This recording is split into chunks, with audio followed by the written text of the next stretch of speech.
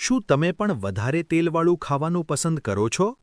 તો આ માહિતી તમારા સ્વાસ્થ્ય માટે ખૂબ જ મહત્વની છે, કારણ કે વધારે તેલવાળું ખાવાથી શરીરમાં અનેક સમસ્યાઓ ઊભી થઈ શકે છે. સૌપ્રથમ, ખરાબ કોલેસ્ટ્રોલ એટલે કે એલડીએલમાં વધારો.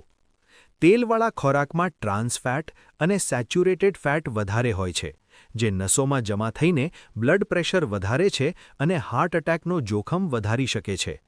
બીજું, પાચનતંત્ર પર બોજ. તેલવાળું ખાવું પચવામાં ભારે હોય છે.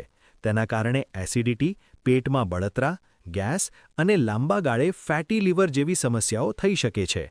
ત્રીજું, ઝડપથી વજન અને ચરબીમાં વધારો. તેલવાળા ખોરાકમાં કેલરીનું પ્રમાણ ખૂબ વધારે હોય છે.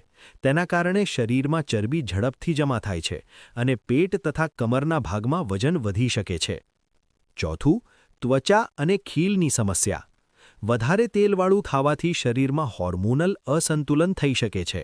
તેના કારણે ત્વચા વધુ ઓઇલી બને છે અને ખીલ, દાગ અથવા એલર્જી જેવી સમસ્યાઓ દેખાઈ શકે છે. અને છેલ્લે, સુસ્તી અને માનસિક થાક.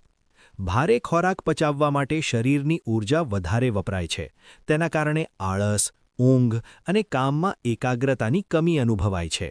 તો યાદ રાખો, સ્વસ્થ રહેવા માટે તેલવાળા ખોરાકનું પ્રમાણ ઓછું રાખવું ખૂબ જ જરૂરી છે.